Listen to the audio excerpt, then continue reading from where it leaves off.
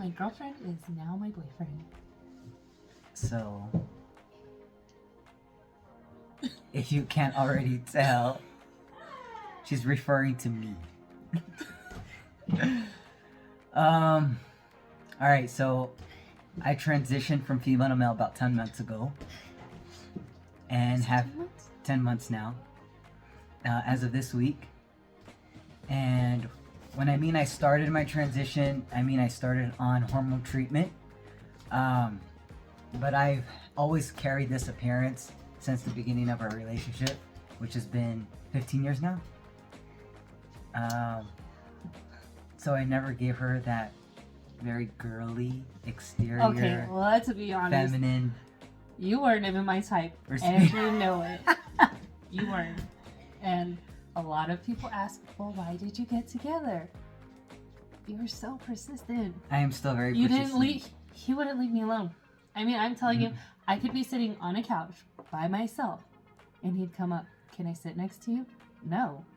And what does he do? Sit next to me and tries to have a conversation. Yeah. Get to know somebody. I didn't want to talk to him. And here we are 15 years later with our 2 kids, a wild cat, another one upstairs. No, one just came down and went to the room. Oh. And one is exercising with, what are those, goggles on? Science goggles.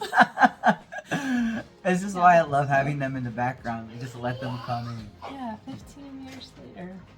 And there he goes. Yep. All right, so let's talk about what it was like when I first came out. Actually, I mean, let's be honest. I had to kind of pry that one out of you. That's true. You know, you knew things that I didn't know you knew. Like, I mean, sounds really ignorant, but like, bottom surgery, like, how did you know about that? You know, after being with you for 15 years and having a small curiosity about it because of the TV show, you knew answers that I'm like, wait, why do you even know those? And it started with we were watching 90 Day Fiancé, and for the first time they had a trans guy out there, Gabe. So if you're watching this, all thanks to you, we started this conversation where there was an episode that was talking about their sexual activity, what was that like? And I knew about bottom surgery, not to in depth like I do today, but I knew about the concept about, erectile devices and things like that.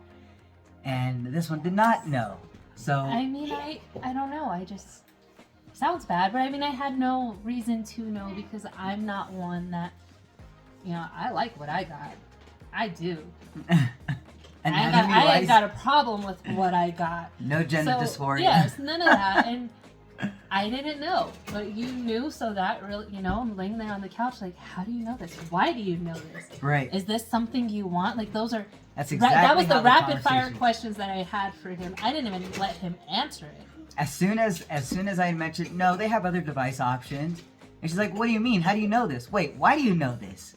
You know, there What were are you just those saying? things. What are you saying? Hold on. Yeah. Have you thought about this? And then suddenly it would be every single No, week we had like a good week buffer of, for me to process. I stopped asking questions because you were like, I don't, you know, I'm I not thought sure, about I it. feel. I'm not sure.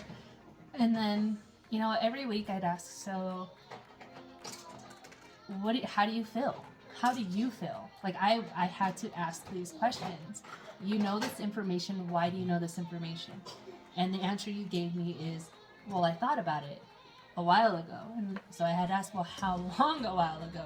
When we first got together. So 15 years. You're telling me you thought about it for 15 years, and you're just now telling me this is something that you're interested in. And I'm like, okay, well, where do we go from here? So you guys know, when we start a relationship, again, I've always had a masculine appearance. I was never feminine. I've never worn a dress. Even till this day, I've never worn a dress in my past. Other than when it was a prank and they were like, okay, it's gonna be a dare, you're gonna wear a dress, and I tried on a dress and it was just like a funny joke and it felt so weird, so uncomfortable. Awkward. It really was. And you know, from the conversations that we have about why do I know this? How do I know this? And when I admit, like, yes, I have thought about this a couple times before, it was just one of those things where suddenly we started to deep dive into that topic. And I really appreciate you for doing that, because if it weren't for you taking the time to deep dive and ask me how I felt, why I felt that way, I don't think I've ever would have been where I am today. I don't think you would have either. At all. I'm not saying that I get all the credit for you. No. You always have to who do the you work. are. I mean, As an individual. I think the main answer I told you when you're like, yeah, I think this is something I want to do. I was like, your body, your choice. Because in reality, it is. It really is. And if I'm being honest, what held me back, in the beginning, it was things that I did not know, right? I was fearful of things that I had no idea about.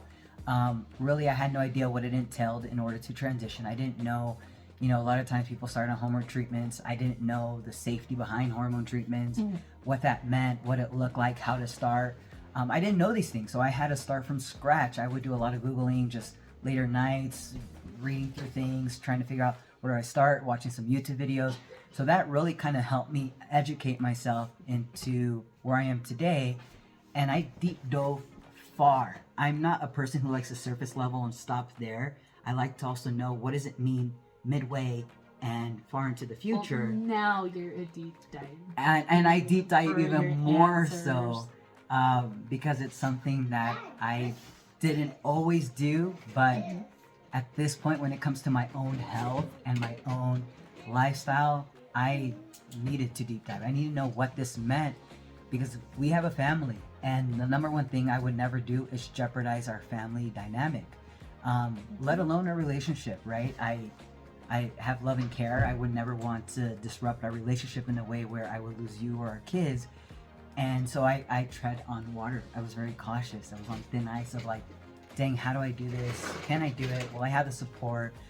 And those things just played out the way it needed to play out. Do you think that I was... I never thought you were going to leave. Okay. I think really what I cared about more was my health. Being on HRT, I had no idea what that meant for your health. And a lot of people talk about it can increase red blood cells, and it can cause sometimes some health issues. But that's very individual based, and that's not all backed by science. So once I really found out the true reality of things, I'm like, oh, people who aren't even transitioning on our hormone treatment, people have deficiency in hormones all the time. So again, self-educating, and finally got me to the point where it's like, shit, let's do it. Let's take it. How do we feel? How would I feel? How would you feel?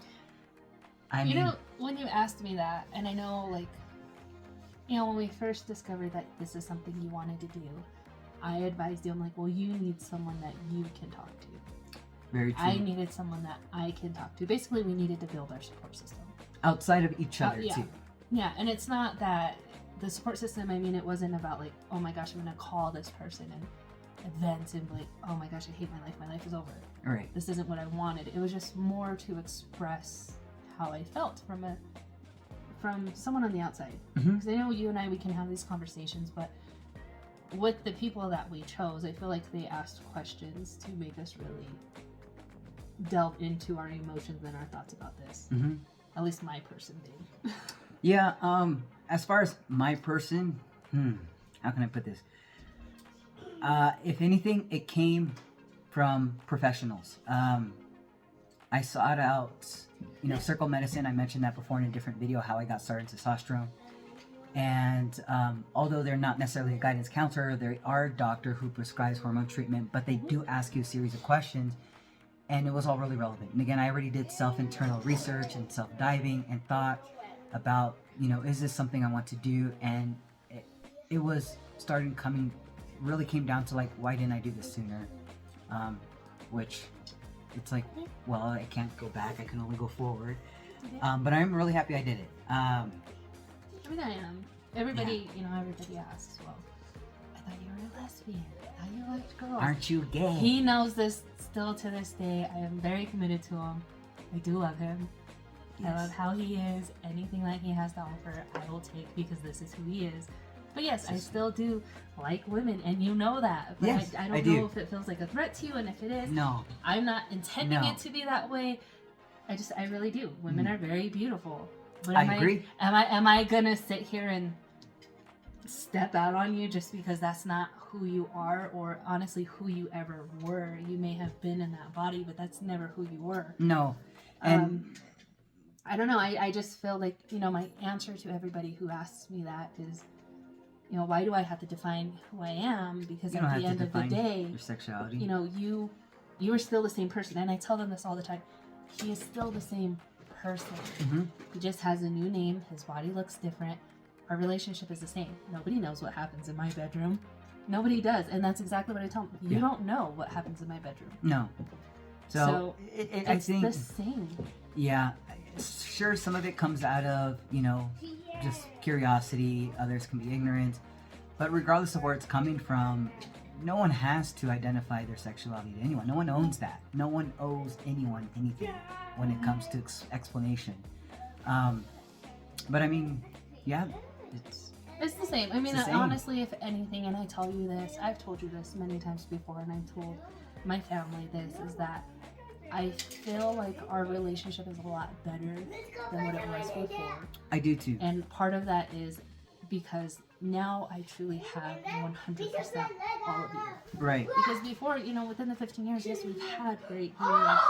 Every relationship has its ups and downs, but we've had a great 15 years, and within those, I guess 14 years at this point, I didn't have 100% who you truly are, because you were never comfortable or confident in who you were. Really good point. So on all of our 15 years, guys, I never felt comfortable with my body. I never did, but I never understood what that meant for me. I just was like, this is the body I'm born with. It's just the body I'm gonna die with, right? That's just really it. But you have choices, you have options, you can make transition. I made that transition, and I am so happy I did, because I was never comfortable to be unclothed in front of you for all those years. Oh my God. Now it's one of those like, oh, clothes are so heavy, and I take it off, right?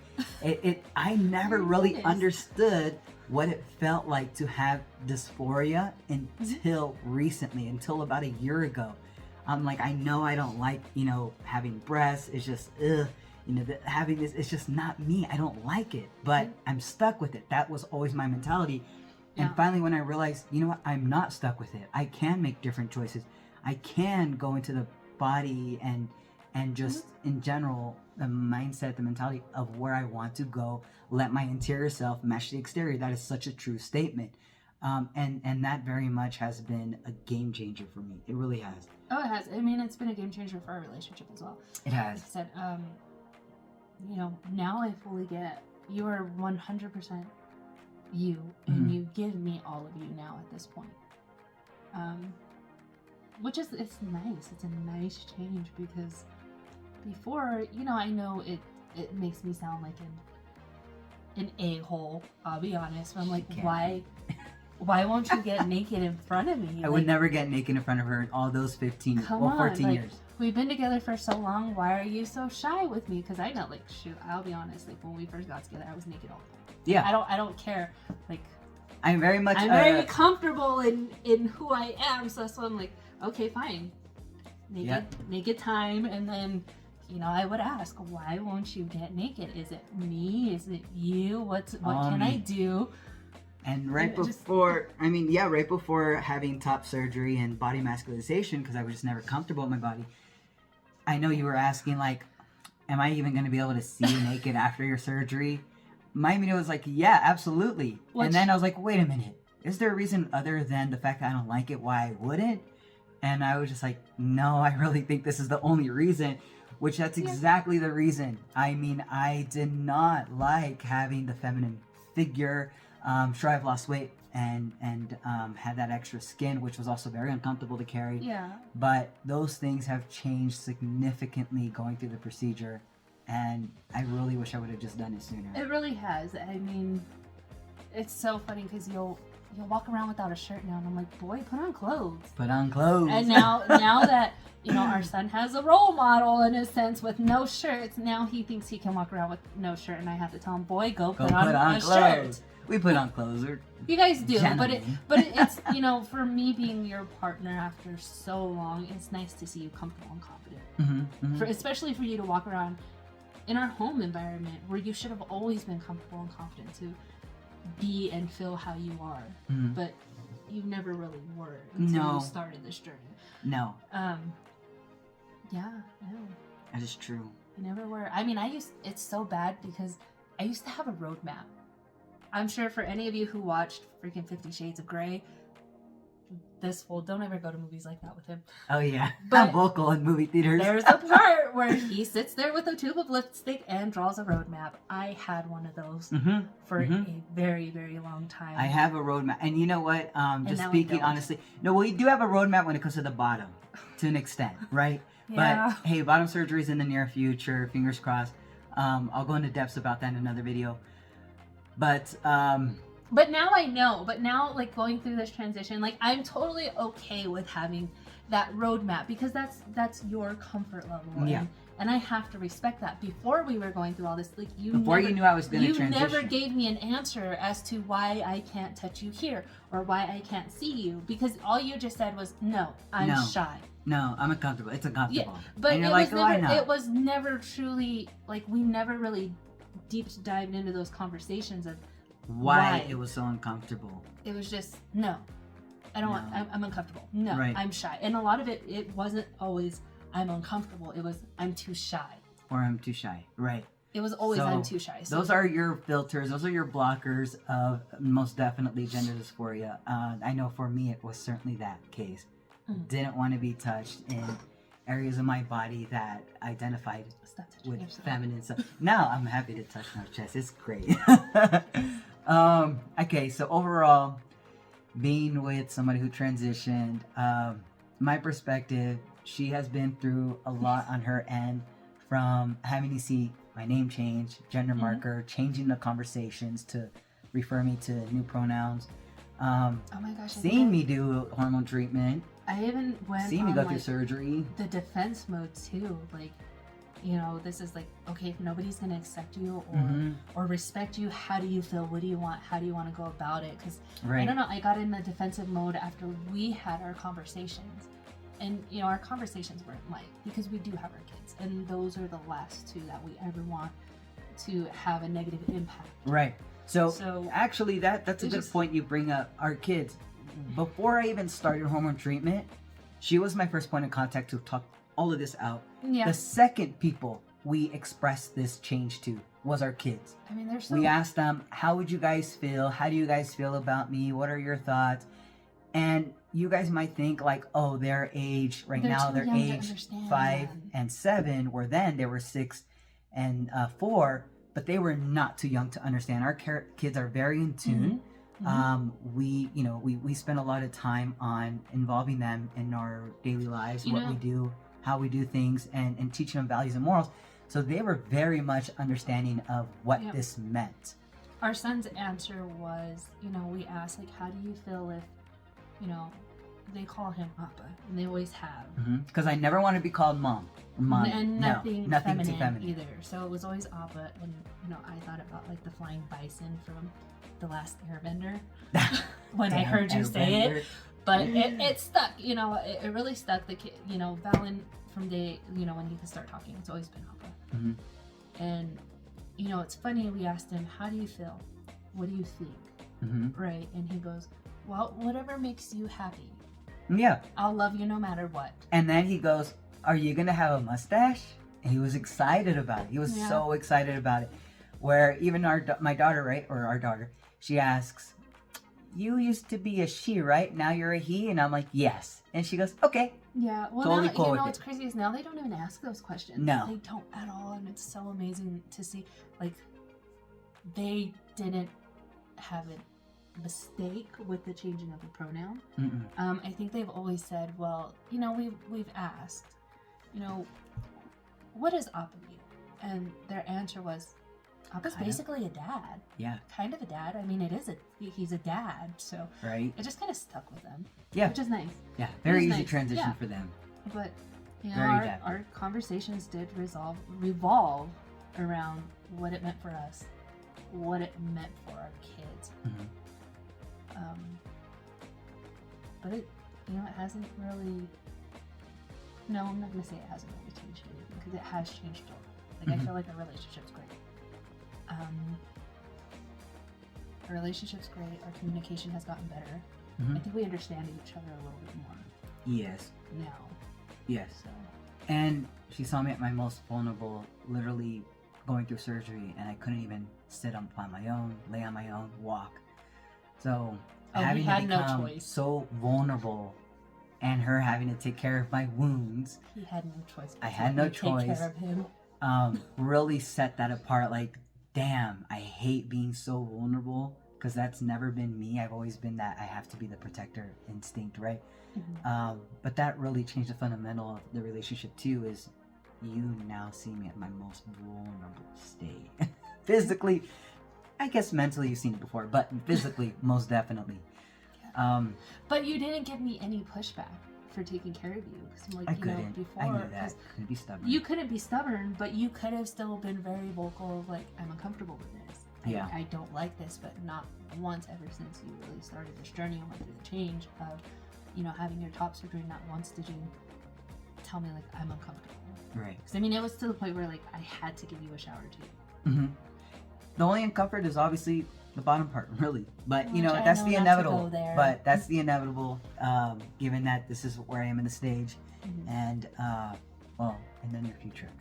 Any last thoughts as these changes? Okay. Just,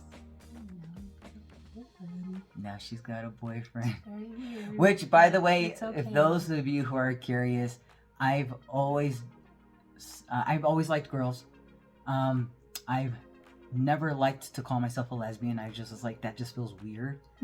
But I know that was essentially my sexuality prior to transitioning, but I've never used that term. Like, I am a lesbian. I'm just like, I'm gay, right? Yeah. Where to this day, I'm still very much into women. So technically, I guess you can say I'm straight, identify as straight. Where this one here, it's one of those, like, we all know you love women still. That is perfectly okay. I don't find it as a threat, right? It's the loyalty behind a relationship, the security we have together. I mean, it's so weird because even my sister was like, but you like girls. I'm like, yes, I like girls. And- I love girls.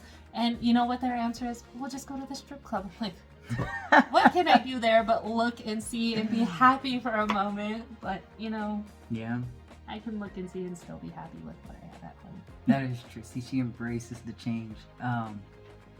And I mean, I'm really thankful for that you accepted me, and our family dynamic grew versus being crumbled. So, yeah, we're really fortunate, and it's very possible.